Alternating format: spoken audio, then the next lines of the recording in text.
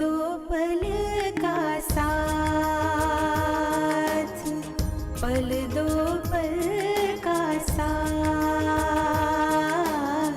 पल दो पल का साथ।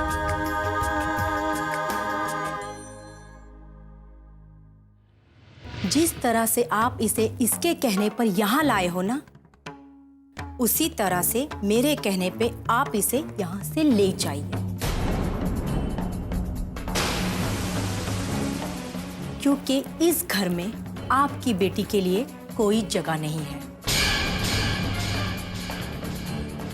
अगर जाने अनजाने में मुझसे कोई भूल हो गई हो तो मुझे क्षमा कर दीजिएगा। अरे नहीं रमाकांत जी। आंटी मैं यहीं से गुजर रहा था तो सोचा कि आप लोगों से मिलता चलूं। तो तुमने बहुत अच्छा किया संजय, तुम आ जाते हो तो मॉम को बहुत अच्छा लगता है। संजय, ये मेरी काजल भाभी है। नमस्ते भाभी। अच्छा आप लोग बैठ के बात करो, मैं आता हूँ। नैना, तुम अपने भाभी को लेकर कहाँ जा रही थी? मॉम, भाभी अपने हाथों से किचन में खाना बनाना चाहती है।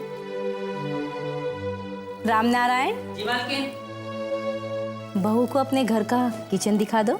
जी। अच्छा आंटी मैं चलता हूँ। अरे तुम कहाँ जा रहे हो? ये क्या बात हुई संजय?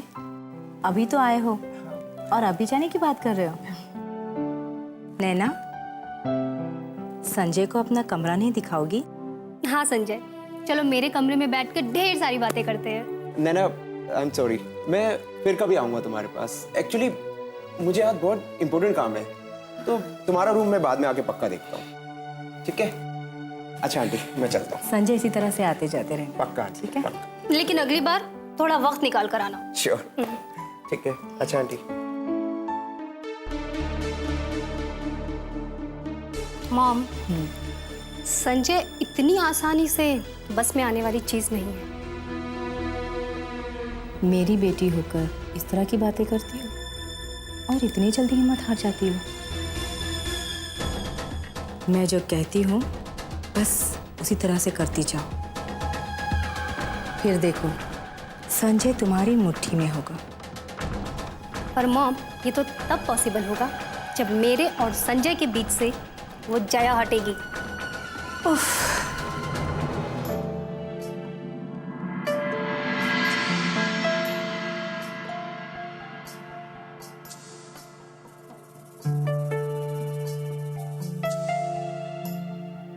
तीन बजे गए हैं, 7 बजने वाले हैं। पता नहीं काजल को छोड़कर कब आएंगे। मम्मी, पापा दीदी के ससुराल गए हैं। ससुराल वालों के साथ बैठकर बातचीत कर रहे होंगे, थोड़ी देर में आ जाएंगे। अरे वो बात कर रहे हैं या नहीं कर रहे हैं, कुछ पता तो चले। पता नहीं कामिनी ने मेरी बेटी को घर के अंदर लिया होगा या नहीं, कुछ पता ही नहीं चल रहा है। फोन लगाऊं क्या? इस वक्त फोन लगाना ठीक नहीं होगा। देखो, इसके जन्मदिन पर इसको मोबाइल दे दिया और अपने लिए एक मोबाइल नहीं ले सकते। अगर आज अपने लिए मोबाइल ले लिए होते तो कम से कम हालचाल का तो पता चलता।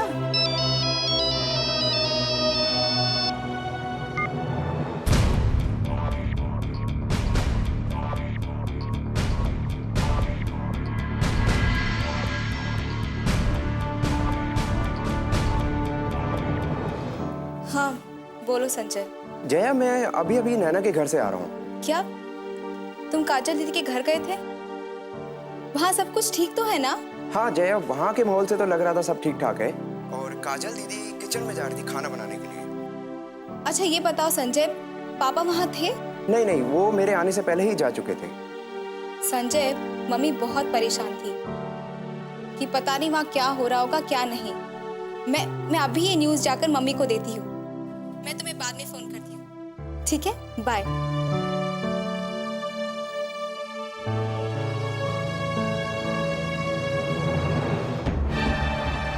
अगर मैंने काजल दीदी की खबर मम्मी को दे दी तो बाद में रेखा बाल की खाल निकालेगी। संजय तुम्हारे कहने पर वहाँ क्यों गया? तुम सच में तो संजय के साथ सीरियस नहीं हो? 1000 सवाल करके सर में दर्द कर देगी।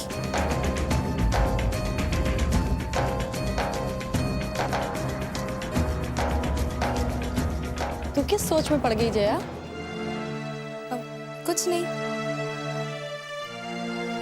बस मम्मा को थोड़ा उदास देखकर अच्छा नहीं लग रहा था। तुम लोग मेरे लिए क्यों परेशान हो रही हो? जाकर अपनी पढ़ाई करो। मम्मी, हम लोग पढ़ाई पापा के आने के बाद ही करेंगे।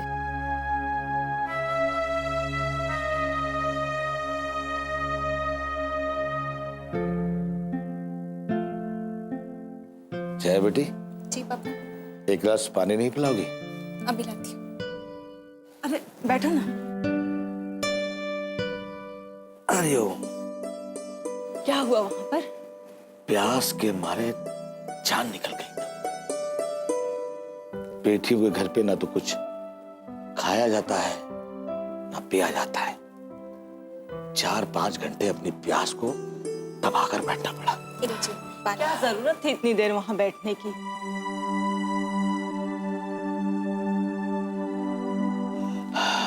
बेटी के घर इतनी देर बैठने की जरूरत क्या थी? प्रतिभा, पहली बार काजल को उसके ससुराल लेकर गया था। उसके ससुराल में उसके सास ससुर से मिलने जुलने बातचीत करने में वक्त तो लग ही जाता है ना। मुझे मालूम था कि तुम लोग परेशान हो गए। अरे परेशान कैसे नहीं हूँ? आखिर माँ हूँ मैं अपनी बेटी की। प्रतिभा, काजल अब हमारी बेटी नहीं बल्कि विनोद जी के परिवार की बहू भी है। अगर मेरे बेटे को तुम्हारी वजह से कुछ हो गया तो तुम्हारे लिए इस घर में कोई जगह नहीं है।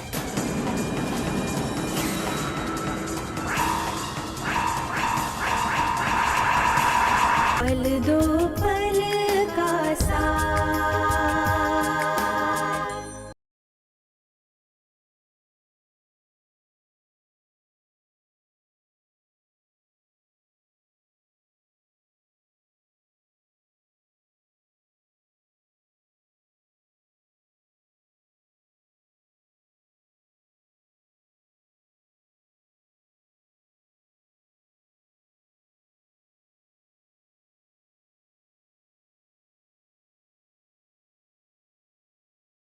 पल दो पल का साथ। तुम देखती जिस तरह कामनी भाभी ने उसकी आरती उतारकर उसका स्वागत किया था ना, तुम होती ना तो तुम तो देखती ही रह जाती। लेकिन कामिनी तो कह रही थी कि वो प्रतिभा, गुस्से में तो इंसान कुछ भी कह देता है। भला ऐसा कहीं होता है कि बहू के रिश्ते को नकार दे, उसे उसके घर में न घुसने दे? ऐसा कोई करता है क्या? अब इतनी सारी नेगेटिव बातों में एक पॉजिटिव बात भी तो सोच लीजिए। काजल दीदी मेरी बहन है, तो कामिनी आंटी चाहकर भी उन्हें नहीं दबा सकती है, समझे? ये तो सभी जानते हैं कि रिश्तों को कोई तोड़ नहीं पाता, लेकिन वो कामिनी हमारी अकेली बेटी को सता तो सकती है। प्रतिभा, भला कामनी भाभी क्यों सताने लगे हमारी बेटी को? और उनकी क्या दुश्मनी है हमारी काजल से? अरे एक बात तुम्हें याद है तुम्हें? जब काजल को सबसे ज्यादा पसंद किसने किया? अरे कामनी भाभी ने। लेकिन पता नहीं क्यों मुझे उस कामनी से ही घबराहट होती है। बाकी सब कुछ खुद ही सोच लेने से अच्छा है मम्मी कि हमें कुछ चीज़ों को भगवान पर छोड़ देना चाहिए, क्योंकि भगवान ने किसी के नसीब में जो कुछ लिखा है उसे बदल पाना किसी के भी बस की बात नहीं। देखा कितनी समझदार है हमारी बेटी। अब इसकी समझदारी को समझो और अपने आप को संभालो। बार बार काजल के बारे में सोचोगी तो बीमार पड़ जाओगी, वरना अगर तुम बीमार हो गई तो फिर मुझे कौन देखेगा? 7 फेरों और 7 वचनों ने आपको और मुझे एक अटूट बंधन में बांध दिया। इसी बंधन की खातिर मैं आपकी गैर हाजिरी में इस घर में चली आई हूँ। मैं नहीं जानती कि मैंने सही किया या गलत। बिलकिल ने जो कहा बस मैंने वो किया।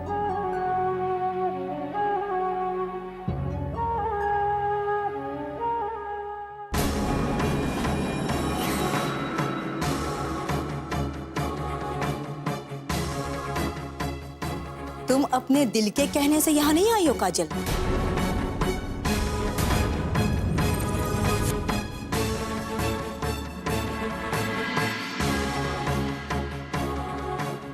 तुम्हारे गरीब माँ बाप तुम्हें यहाँ छोड़ गए हैं। उन्हें क्या लगता है तुम्हें यहाँ छोड़ के जाने से हमारी ये जायदाद तुम्हारी हो जाएगी? मम्मी जी, भला मेरे मम्मी पापा को आपकी संपत्ति से क्या लेना देना? फिलहाल तो कोई लेना देना नहीं है। ये उनकी फ्यूचर प्लानिंग है, इसीलिए तो संदीप की गैर हाजिरी में तुम्हें यहाँ पटक गए हैं। मम्मी जी, मेरे माँ बाप की इतनी गंदी सोच नहीं है। बहुरा, जिनकी सोच अच्छी होती है ना, वो माँ बाप अपनी बेटी की शादी अपनी बराबरी में करते हैं, ना कि ऊंचे खानदान में।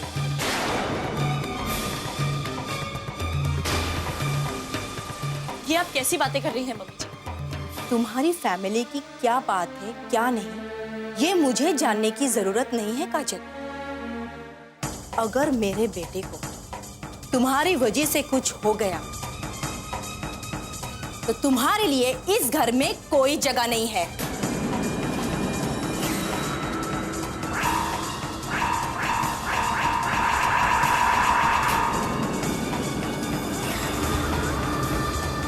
तो तुम्हारे लिए इस घर में कोई जगह नहीं है।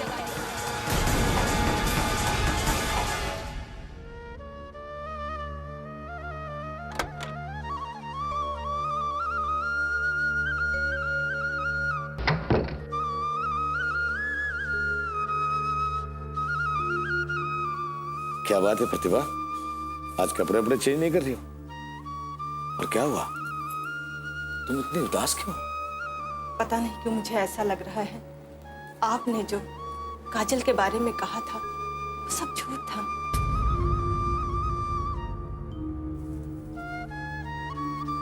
प्रतिभा, आज हमारी शादी को 25 साल से ऊपर हो गए, लेकिन आज तक हम दोनों ने कभी एक दूसरे से झूठ नहीं बोला। लेकिन आज अपने परिवार की खातिर एक झूठ बोलने का प्रयास किया था। यानी आपने 25 साल की इस सत्य बोलने की तपस्या को भंग ही कर दिया? प्रतिभा, हमारे वेदों में लिखा है, हमारे शास्त्रों ने कहा है कि जिस झूठ से किसी का नुकसान ना हो, किसी का फायदा हो, वो झूठ झूठ नहीं होता। मैंने तो बस तुम परेशान होकर बीमार ना हो जाओ इसलिए एक झूठ तुमसे छुपाया। तो सच क्या है, अब तो बता दीजिए। तुम जो बार बार कामनी को लेकर सोचती थी वो एकदम सही था। जब मैं काजल को लेकर उसके ससुराल गया तो कामनी ने उसे घर में घुसने नहीं दिया।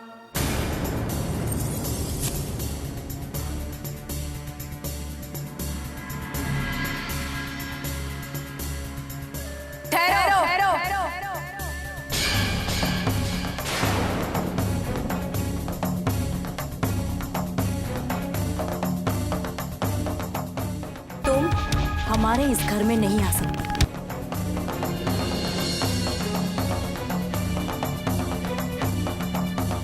इस भूल की माफी के लिए आपको कितना रुपया चाहिए?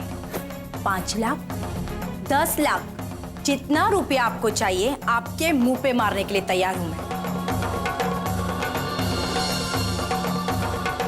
लेकिन आपकी इस मासूम बेटी को मेरी नजरों के सामने से दूर लेकर जाओ। इतना सब कुछ होने के बाद भी आप अपनी बेटी को उसके घर छोड़ आए? नहीं जया, पता नहीं क्यों मुझे ऐसा एहसास हो रहा है कि काजल दीदी किसी मुसीबत में है। काजल के साथ क्या हुआ, क्यों हुआ, उन्हें इसमें शामिल मत करना। पल दो पल का साथ।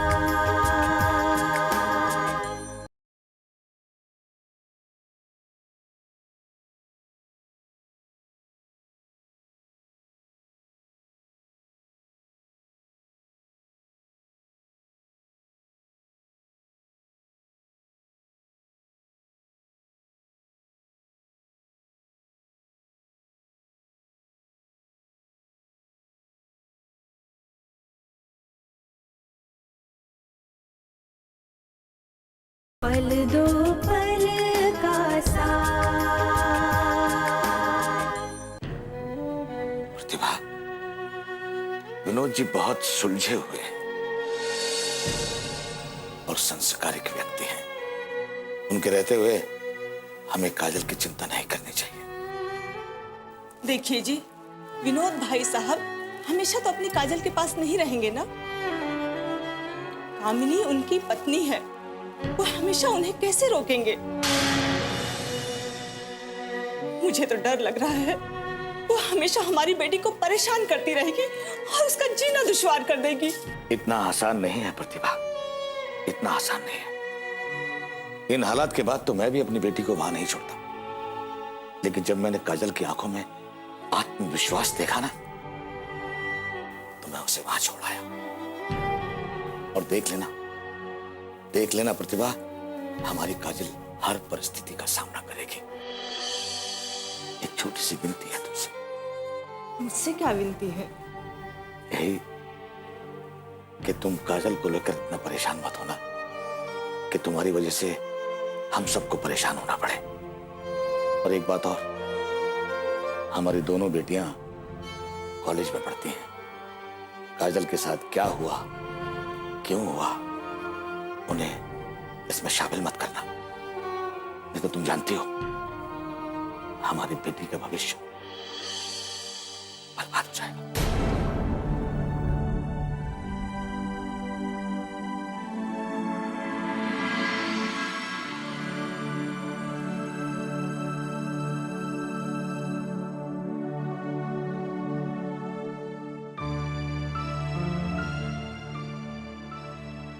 जया। हाँ दीदी। जया, पता नहीं क्यों मुझे बार बार ऐसा लग रहा है कि जैसे पापा ने काजल दीदी के ससुराल में हुई बातों से कुछ बातों को छुपा लिया है। रेखा दीदी, आप जानती हैं ना, हमारे मम्मी पापा कोई झूठ नहीं बोलते हैं। फिर आपको ऐसा क्यों लग रहा है? जया, मैं झूठ बोलने की बात नहीं कर रही, मैं बात को छिपाने की बात कर रही। रेखा दीदी, किसी बात को छिपाने के लिए झूठ का ही सहारा लिया जाता है, और हमारे मम्मी पापा कभी झूठ नहीं बोलते। फिर बार बार मेरा मन काजल दीदी के पास क्यों चला जाता है? रेखा दीदी, आप काजल दीदी से बहुत प्यार करती हैं, और आज पहली रात है जब काजल दीदी आपके साथ नहीं है, इसीलिए आपका मन बार बार काजल दीदी के पास चला जाता है। नहीं जया, पता नहीं क्यों मुझे ऐसा एहसास हो रहा है कि काजल दीदी किसी मुसीबत में है और उन्हें हमारी जरूरत है। ऐसा कुछ भी नहीं है, मेरा यकीन कीजिए, काजल दीदी बिल्कुल ठीक ठाक है।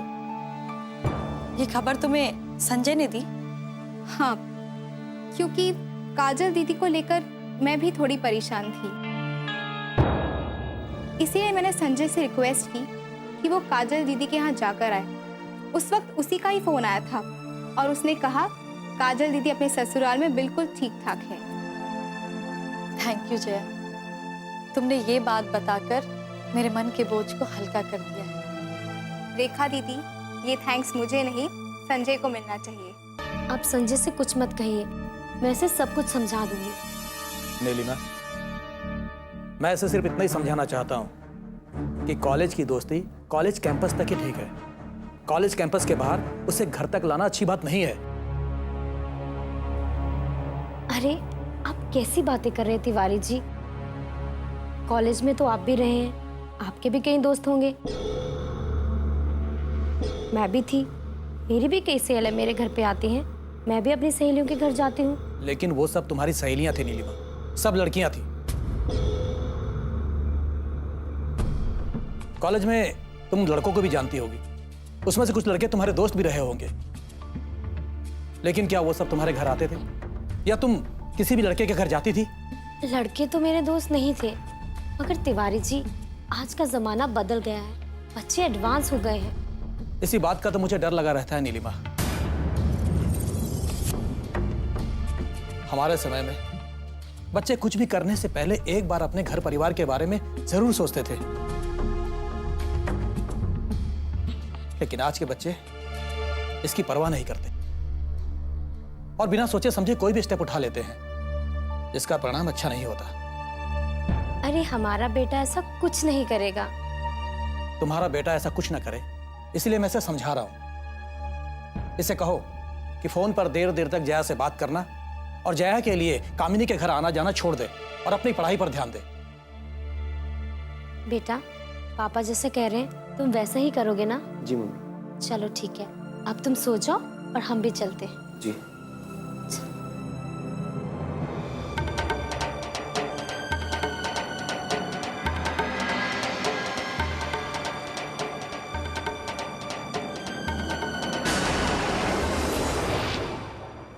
और मैं आपको पहले ही बता चुकी हूँ, अगर मैं ये केस जीत गई तो मैं अपने भैया की जिंदगी में उनकी खुशियाँ वापस ले आऊंगी, और अगर मैं हार गई तो मैं अपने भैया की तरह उसकी भी बर्बाद कर दूंगी।